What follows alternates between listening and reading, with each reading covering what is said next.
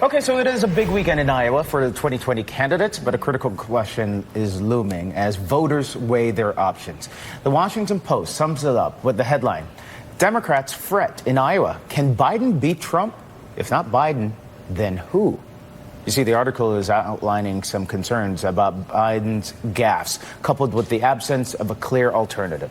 All right, let's bring in Bishop Garrison, co-founder of the Joseph Rainey Center for Public Policy, and Republican strategist Brian Darling, founder and president of Liberty Government Affairs. Good morning, guys.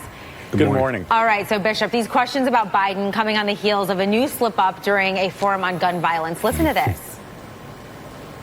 I watched what happened when those kids from Parkland came up to see me when I was vice president. They went under the, and some of you covered it. And you watch what happened when they went up on the halls of Congress. Congressmen were basically cowering.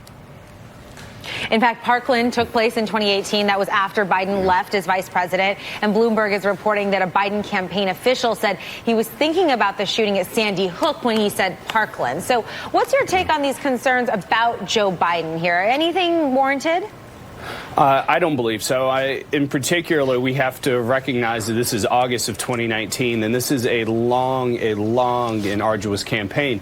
So you're going to have multiple candidates make multiple types of gaffes like this throughout the extent of what's actually going to happen in this campaign cycle. So are they great? No, but it doesn't mean Joe Biden has shown us time and time again the type of heart he has, the type of man he is, the type of leader he has been and can ultimately be. I think these are just little blips that people are trying to make more out of what they actually are.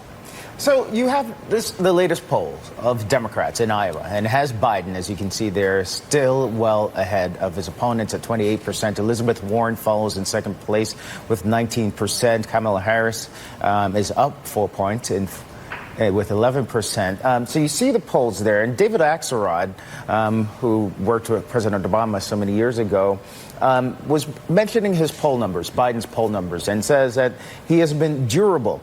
But he wonders, especially noting all of the gaffes that Biden has had, the question is whether the durability is because we aren't fully geared into the race or whether there are inherent strengths there.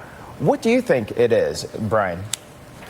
Well, I think people have very good feelings about the Obama administration when he worked as vice president to President Barack Obama. And I think one of the problems Democrats are having is they don't know how to attack him. And many have taken the tact of attacking many of the policies he supported when he was vice president. And many Democrats have attacked Obamacare. They've attacked President Obama's immigration record. I mean, is it because people aren't paying attention and listening to all of Biden's gaffes that he's still in the polls and leading the polls right now?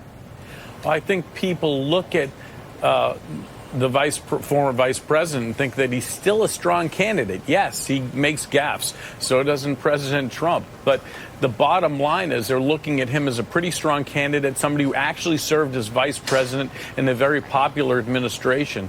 And, you know, it's ironic that I'm saying these things are Republican. I'm not defending Joe Biden. But you love Joe Biden. Just admit it, Brian. It's fine. You love Joe Biden. Guys, let's talk about the alternatives, though. Bishop, I mean, the endorsement in Iowa yesterday for Kamala Harris. It was a power couple. They helped endorse President Obama very early on, back in 2007. How significant is that right now, given that it is so pretty early? I mean, I think it's fantastic. Listen, we have on the Democratic side, you have an incredible group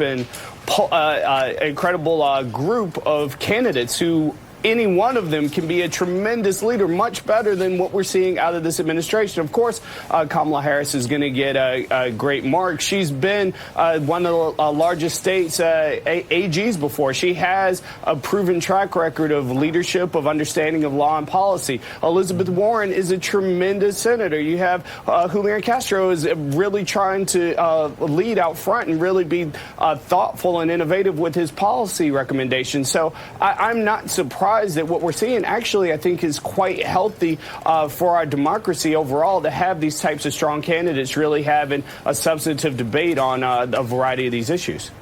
All right. Let's leave it there with these guys. Bishop Garrison and Brian Darling, thank you, guys. Thanks, guys. Thank you. The Trump administration